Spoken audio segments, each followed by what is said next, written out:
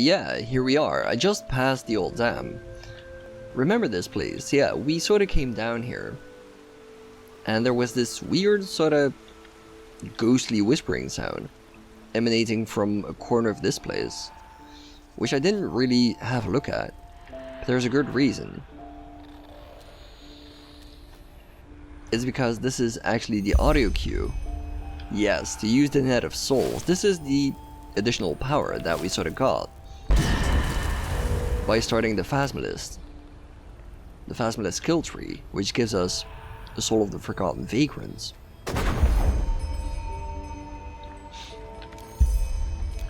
And if you've been paying attention, you probably remember that we heard that sound before in a different place as well. I'm gonna take you guys right there in a minute.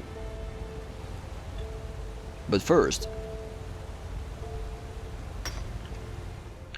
here we go. I'm sort of making my way back to the exit of the Clearwater Cave, which is right next to this farm that I haven't had a look at yet, but remember the place where we fought the Aura Thief? It had the same whispers. And I'm pretty sure that means it has a soul for us. Only thing I need to do is find the back entrance. And not get eaten by wolves. Oh goddamn.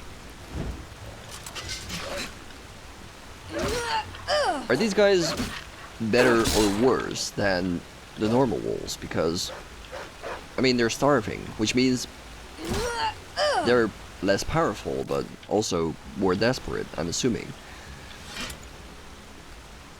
I don't know what this is supposed to be. Oh, this is the place I was looking for. Perfect. So now I basically need to find my way back to where the Aura Thief was. There it is, there it is. It's close, it's right here. And the Aura Thief is still dead in the water. That's good, that's good. At least we know for sure that he can't fucking regenerate. There we go. Yira Shadow Song. And there's 20 in total. It's probably gonna take a while until I find all of those, but yeah, that's pretty much what I was looking for, so can we sort of get out of here? Now, while I'm here, I kind of feel like I want to have a look. Mr. Elkman, can you sort of get out of the way? I want to have a look at this abandoned farm. I'm assuming it's abandoned. Riverville's honey farm. Can I get some honey? I hear bees, many bees. Are there gonna be evil bees, or are we just oh Jesus Christ! Evil bees? Evil bee lady. I'm assuming fire bad, right? Yeah. Oh crap. Don't have ooh, she's down, she's healing. That's very bad. Bad elemental. There we go. Wow. Did not see that one coming. Can we harvest honey? That would be nice. I can harvest bees. Why do I need bees? What do we do with... Are these alchemy ingredients bees? That's a bit odd. Ah, yes. Ooh, bee nourishments. Bee nourishments. You don't say. The bees are alchemy ingredients. The bee nourishments is a potion. Restores a teensy bit of health.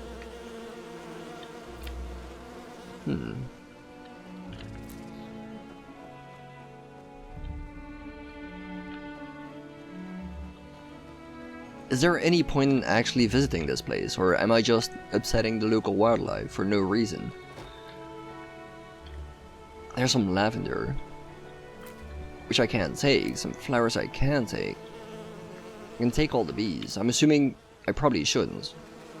You know, ecology and all that shit. But that being said, ooh.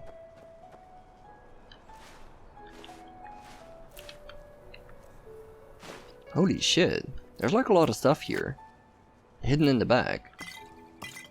Some special drinks and stuff. Wow.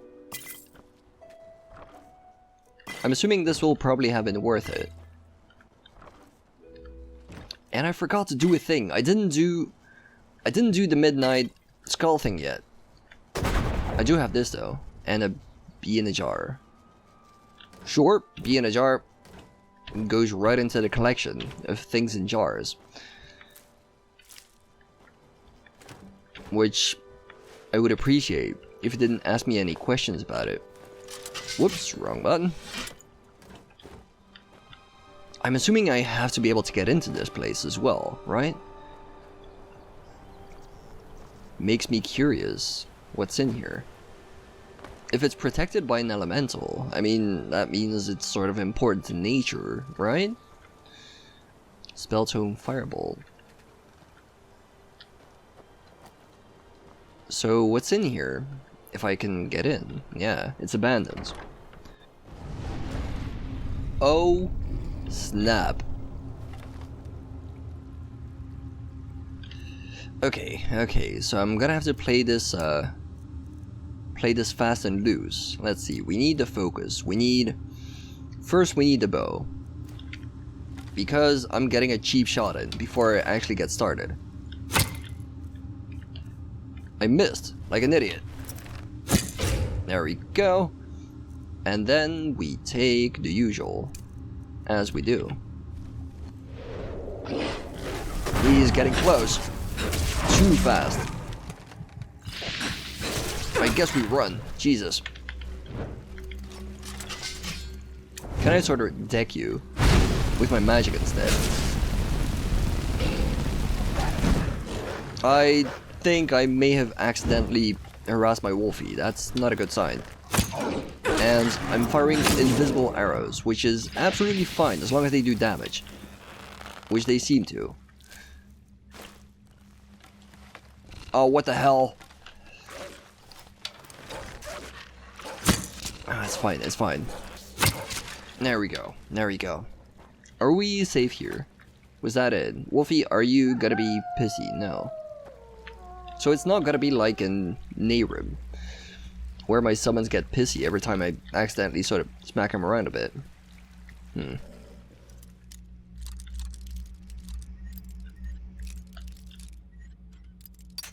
Oh crap. Come on, show me your secrets.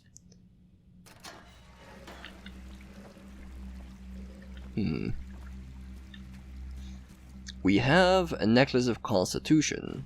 That's okay, and blocking with a shield. Not really my wheelhouse. Yep.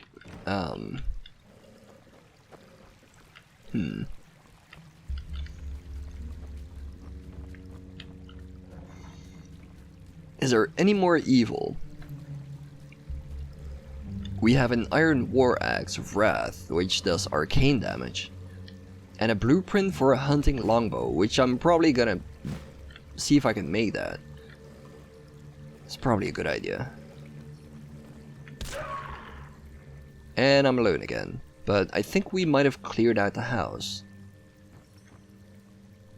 What do we have? Spell tome ice spike. And a sack full of food. Beautiful. And a bear pelt. Landscapes of Enderal, the Powder Desert. Which we're gonna read eventually. Is that it? Seems to be it. There's a nice painting. I'm assuming IRL, you could probably sort of take the painting, sell it on the painting market. But whatever. Who am I to judge how to properly steal things? Yeah, that seems to be it. I guess I'm gonna go back to Riverville and sort of prepare for the next journey. Wait, no, that's not it. There's something down here. Isn't there? Some spare parts. That's not gonna wow me, but there's a learning book. Which, at the very least, is useful. Okay, so let's head back to Riverville. God damn, I managed to make it back to town, but my gangrene has sort of gotten worse. My mana doesn't even regen anymore. I've got a whole bunch of debuffs, damage taken, stamina regen slower, weakness to magic, like all kinds of bullshit, so I'm gonna have to find a way to make some ambrosia. I think I'm gonna do that off camera. However, there was a few things, some money. There were a few things that I still wanted to do on camera. For starters, we received a bounty quest, of course we do. Is there anything else? Payalas Neidarim, Kiranian origin, black braided beard, sturdy build, is wanted for robbery cum murder. Excuse me, what? So he robbed somebody, then he cummed, and then he murdered. Is that it? Sure. Presumed to stay near the village, Riverfield. Said to be extremely dangerous, and most likely heavily armed. Sure, let's go for it. Obviously I'm not gonna do this right now, but at the very least we can sort of have a look where it is. Oh, it's deeper into the Heartlands. Curious. So that's gonna give us an excuse to sort of head closer to the castle. At any rate, Madame? I still need to do the Master Skull thing. What time is it? Can you please not, You're not from around here, are you? I know that. Yeah, do people around here just sort of Men. get right up in your face? Is that a thing you do? I can do that too, you know. So I guess I do that, so I probably shouldn't complain. First things first, get rid of my gangrene. Yes, on top of my fever, I managed to get another bout of gangrene. I'm assuming that's not gonna go away. Like, I can sort of get it healed, but... my child. How may I help you? Has anything interesting happened? Well, I suppose that depends on what you deem as interesting. I am certain you've heard about the tragic events in Arkt. Apparently the Magister who murdered those children was from Riverville himself. And then there's the mayor's wife. She's Yeah. been sick for moons now, and even I cannot help her. Dreadful times are these, truly. I wish I could do more. So he didn't really have anything to say that was new to us, unfortunately. Let me see. Malthus bless this body, rid it of its afflictions and endow it with life. Yeah, fantastic. I don't need a whole spiel, thank you. I'm very happy about that. As you can tell, my mana doesn't even regen anymore. This is all because of the strange fever. So, I'm not gonna get that fixed right now, there's no point. I'm gonna do that off camera. However, let me think. Before we finish off, I do believe I want to... Wait, hold on. Did we find a book about the Ash Widow? That is something I would do. Ash Widow. Yeah, we do! Oh, goddamn. Yeah, these myth and legend books are actually really important because I believe they guide you to some sort of boss creature, I suppose? Like a legendary thing that you sort of have to kick its ass. And we have heard of the Ash Widow before, so maybe we should have a look at that book. How you doing, buddy? If I can find the guard that sort of helped murder Pentas, I might have a chat with him as well. Madame? I don't quite remember his name, but I'll probably recognize it when I see it. There's a guard.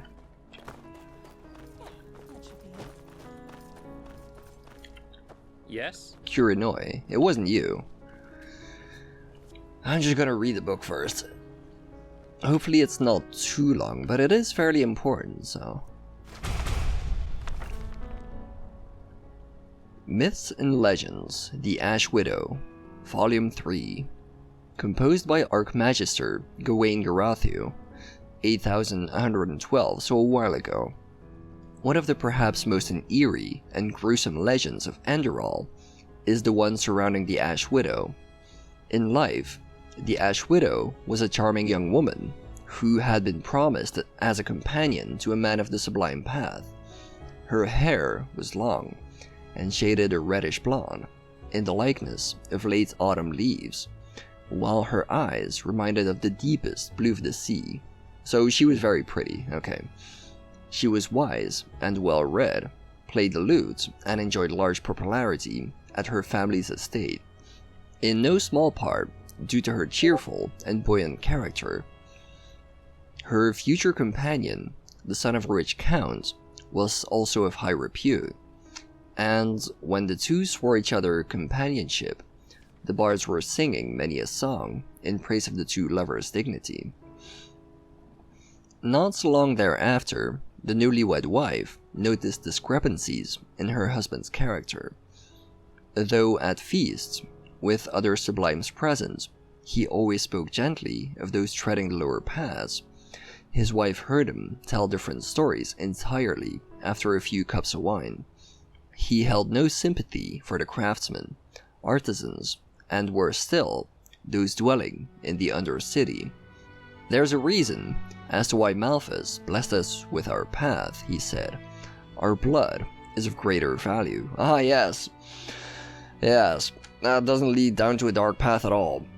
Initially, it were such words which made the young woman feel anxious, yet words quickly turned into deeds. He had the legs of a stable boy who had saddled his horse incorrectly, broken and knocked out a serving girl's teeth after she had spilled wine on his coat. When the young woman confronted her husband about this, he merely regarded her dismissively and walked away. As the years passed, the woman's sorrow grew with each new winter. Often she thought about running away, but since her husband's crimes were not directed at her, and he could even display noble behavior, she did not dare to put these thoughts into practice. After all, where could she have fled? One day, however, things took a turn for the worse. A young half-Iternan maidservant had begun her service at the castle. She was barely 16 winters old and of shy nature, but the woman noticed her companion's glances and stares, oh god, filled with a mixture of malevolence and lust that sent shivers down her spine. Soon thereafter, the woman started to realize that the young servant always avoided her glance. The girl's head bowed, as if she were terribly ashamed in her mistress' presence. Her companion, too, came to their bed, increasingly absent-minded and unenthusiastic. Day and night, she pictured herself what her husband might be doing to the girl, until she decided to hide in the wardrobe on the day the half-Iterna was supposed to clean the bedchamber. She had told her companion in advance that she would seek out the peddlers visiting the region near the castle, as they did every full moon. Both eager and dreading to learn the truth, the woman crouched between the gowns and coats and waited. As soon as the servant girl had entered and shut the door with shaking hands, the latch rushed down.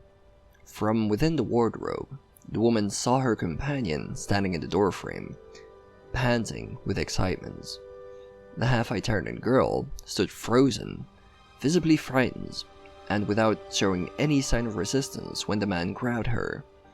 It seemed that she had accepted her fate long ago. After she was roughly shoved against the wall, hitting her head in the process, something unexpected happened. A wave of magic suddenly took hold of the man. The traumatizing event must have awoken the young girl's magical talents. Black magical bands, like shadows solidified, appeared and snaked around the man's right wrist, up to the hand, and jerked it back. Within seconds, his hand was covered entirely by seething darkness. His surprise, quickly overcome by rage, he grabbed her by the throat. The choking grip made the shocked girl lose what little control she might have had over the spell. When the dark, otherworldly ropes dissolved abruptly, only a malformed claw remained of the man's previously healthy hands. Furious, he stared at the deformation caused by the servant's wild magic, his unaffected left hand still around her throat. For a few seconds, the both of them stood motionless, while the permanent consequences of the magical defense sunk in. The man had to conclude that he would be banished from walking the path of the sublimes, when soon all the world would know that he had laid hands on a witch. His current life of comfort and luxury would come to an abrupt end. So he released the girl, only to yank a burning oil lamp off the wall. Before he was able to throw it at the still petrified servant, however, his wife stormed out of the wardrobe to stop him. But it was too late. Blazing oil poured from the lamp on the floor at their feet. In the blink of an eye, the woman's and the young girl's clothes caught fire and set them ablaze. In the moment of their death, the servant's wild magical powers merged with the deceived woman's desire for revenge to form a powerful and terrible spirit, the Ash Widow. After the fire had been extinguished, the man cut off his deformed, claw-like hands with a woodcutter's axe. To his family and the others present at court, he insisted that the half-Iternan servants had attacked his wife with wild magic out of envy, burning down part of the room. His hand had been burned in the magical fire when he had tried to rescue his wife, forcing him to abandon her and remove the remains of his charred hands. The Count's son was able to preserve his good name, continued on the sublime path, and eventually succeeded his father. But till the end of his life, he was unable to find a companion, and each night he encountered the Ash Widow, who robbed him of his sleep and poisoned his dreams. His life as a count and a lord of the castle was a miserable one. When his final hour approached, he realized that it would long be forbidden for him to enter the eternal paths. With remorse, he anticipated his next life, which he, in accordance with Malphas's will, would have to spend in the Undercity. Authors note, the myths claim that the Ash Widow's ghost still walks among the castle ruins, and those foolish enough to bring her husband's claw to the old castle will be able to raise her from the dead. We can only speculate on the claw's current location, but it is said that it still commissions high prices among antiquarians. Time upon time, one sells the horrid remains for good money after acquiring it for little from disheartened and ashamed adventurers, who turned out not to be daring enough to summon the Ash Widow's spirit. And there you go. That is exactly what we need to do.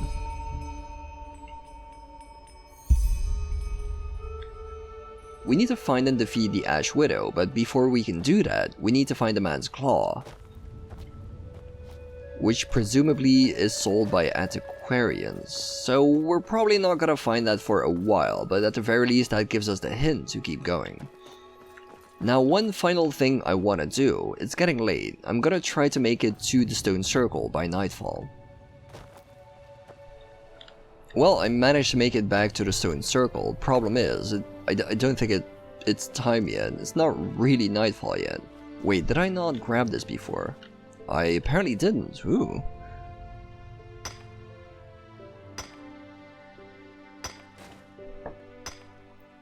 I might actually have to find a place to camp out fairly close by, just to speed things up a bit, because I'm assuming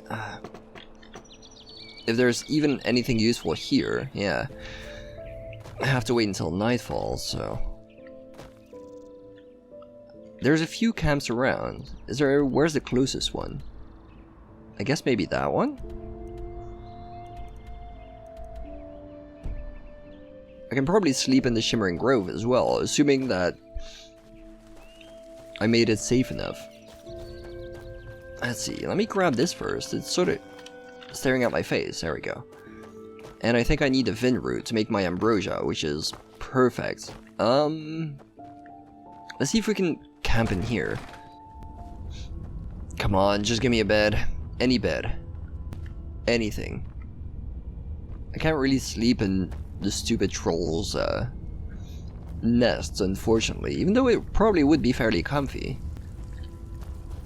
Yeah, there's no bed here. Oh, fuck me. Okay. Fine, fine. Let's find a different place then. It is getting late, but apparently not quite late enough.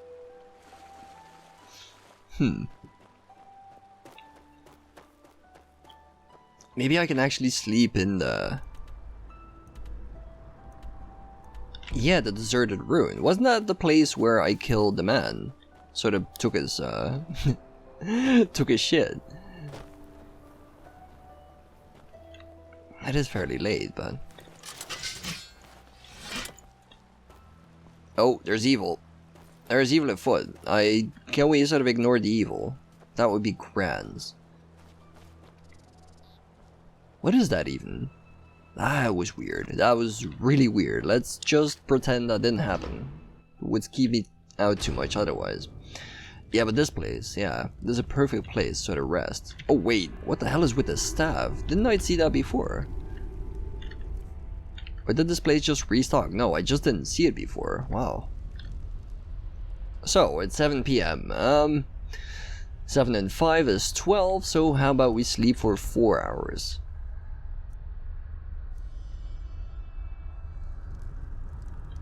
There we go. This has to be close enough to nightfall, right? All I gotta do is make my way back. What the hell is with this pillar? Oh, who cares? Okay, let's see if we can do this. What do you want to do? Balance the skull on your head. Gives us XP. Gives us a blueprint. And 2 learning points. Shadowfinger. What is that?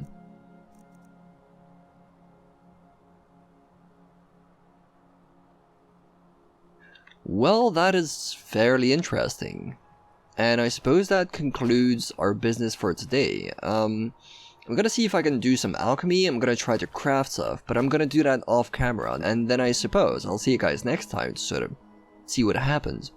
And continue on our adventure. Bye guys.